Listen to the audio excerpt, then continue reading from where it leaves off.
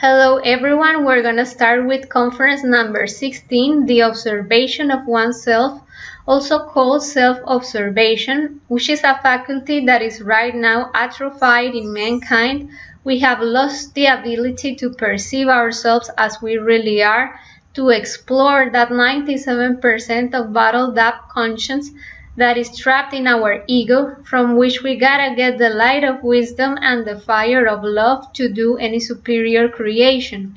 So the objective of this conference is to know and develop this sense that allows us to make radical changes. Of course, if we keep sitting in our comfort zone, thinking that there's nothing to change within ourselves, that we are perfect the way we are not gonna be able to perceive our inner world, something that is beyond the physical body that we can perceive with our five senses, and beyond the personality that are the external circumstances, as our professional, our social context, our social status, our name, our physical appearance, something profound that is our psyche. So in order to do that, it is really useful to differentiate knowing and observing. I can believe I know that I'm angry and say that I'm that way because my family has a strong temper, because people in my country are really dominant, that is better to hurt than to be hurt. And I know that I'm angry and I accept that condition. I'm not willing to change that. And in fact, I don't think I need to change that. But if I observe myself when I get angry, I am going to explore under which circumstances do I get angry? What kind of reactions do I have when I get angry? Do I insult? Do I become violent? Do I search for different ways to get even? What kind of situation has it led me to? The consequences, the causes of that explosion of my divided psyche. So I'm going to develop something that is the ability to meditate, to become conscious of my inner world, to direct my attention to the details of a psychological aspect that is hidden beyond the superficial part. So also it is really useful to develop the power to be in the side of the observer. When I am the observer, I can get out of an scene and perceive the situation from the outside. I don't identify with my negative thoughts and emotions, but I become conscious of what I do to be in a difficult circumstance. For instance, if I have a trouble in my job and I think, oh, it's because of my boss. My boss is really a tyrant. He is oppressive. He doesn't consider me. He doesn't promote me. He expects too much of me. He doesn't give me a rest. So I become identified with my negative thoughts and emotions. I blame him for my misfortune, and I don't perceive what I do. If I observe myself and I perceive that maybe it's because I'm a little bit lazy, because I conform with not being effective but doing the least I can in my job, so he has to call my attention. So I develop what is the critical judgment, to be able to place myself in the feet of the other person and judge my actions, my thoughts, and my feelings. Is this part of my conscience?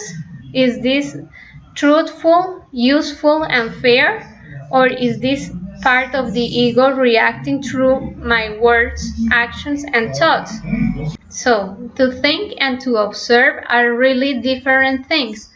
I can accumulate a lot of information in my intellectual brain and repeat that information mechanically like a parrot, a lot of concepts, prejudices, beliefs, theories, and ideas. For instance, to think people in a country are aggressive, violent, drug dealers, thieves, that is a prejudice. And I have that prejudice because I heard it in a movie, because someone told me, because a politician said so. And so I developed the defect of xenophobia, for example. I want to be far away from people that are from that country. I want to reject them, to exclude them. Maybe I want to calumniate them. And to observe is something different. I question myself, have I gotten to know someone from that country? Have I interacted with that person? Do I know how he is? No. So I question and I come out of that concept because I'm observing reality directly. How do I know that fire burns? Because I have put my finger in the flame and feel the pain of the heat. That is extracting knowledge directly from the experience. So it comes from reflection, critical judgment, identifying and eliminating the egos that are in my psyche. For instance, I identify the ego that has a xenophobic attitude. I understand that is because I have a fixed idea from a movie I saw. So I beg my Divine Mother to eliminate that defect. Divine Mother, eliminate me that ego that wants to calumniate that person that is from that nation, because I've heard that in a movie. And so I come out of that concept and I see the reality. I am willing to experience reality. Another thing that we need to have into account is that we live simultaneously in two worlds. In the exterior world that we can perceive with our five senses. Here we find the science of the observable, the superficial changes in what we see of nature. With our eyes, we can perceive the planets, the physical part of microorganisms. We can see the shapes, the sizes, and perceive that external part. While in our inner world, we can use our superior senses to explore that part that is our psyche, that is the transcendental, the superior dimensions of nature. You can do the astral projection and explore the molecular world for yourself. You can do a practice of meditation and go to the sixth dimension and experience what is in your inner world. And we search for an inner transformation, not the mechanical conditions of the world, but the inner part of your psyche.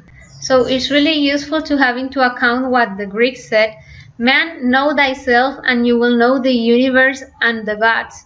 Because if you get to the point in which you can perceive all the aspects of your microcosmos, you will get to perceive all the points of view in the universe. That is the faculty of the polyvoyance. It is useful to know that we can perceive our external world through the observation, perceiving the mechanical conditions of the world, the external phenomena, the relation with the external world.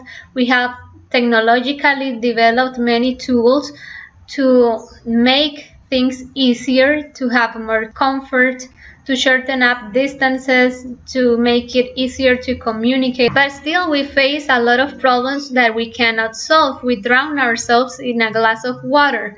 For instance, any problem, any circumstance can lead us to depression, to anxiety. We don't know how to solve our inner world. It is total chaos. And also we cannot solve poverty, wars, prostitution, and pornography, and a lot of things that are happening in the outside that are part of our inner injustice. So in order to innerly change and perceive our inner world, we have to establish a discipline of psychological world around the observation of oneself. As we have both the external knowledge and the internal knowledge totally entwined, we can perceive that there are certain laws in the physical world, like the law of relativity, like the law of gravity. Those laws had helped us make a lot of progress, a lot of changes externally, and advance in the part of technology. But also, we underestimate the laws of the intimate world. Those laws could help us know the dimensions, the superior dimensions of nature, and also to regenerate and create ourselves in superior dimensions. So this transcendental power that we have to get to our own soul and to our own spirit comes from knowing different laws of the intimate world. For example, the law of telepathy that we have, that we attract what we have inside, and the law of karma, for instance, and dharma, that everything that is given is received, and we need to experience the consequences of what we have done. So the conclusion is that we need to stop confusing observation, which is something external, with self-observation, which is a faculty to perceive our inner world. We have to stop underestimating our inner world and acquire a magnetic center of gravity in order to perceive what's happening inside of us. As well as we need to perceive the laws of the physical world, not to wander around dangerous streets, not to eat poison, and not to associate with evil people, to not get lost in the streets of your neighborhood.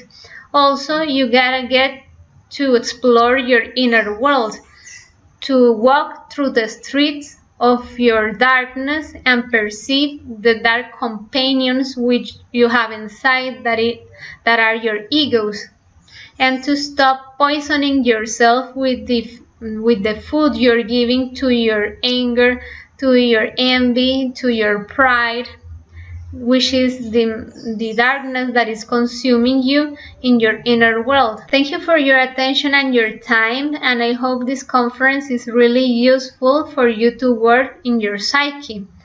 Bye, see you then.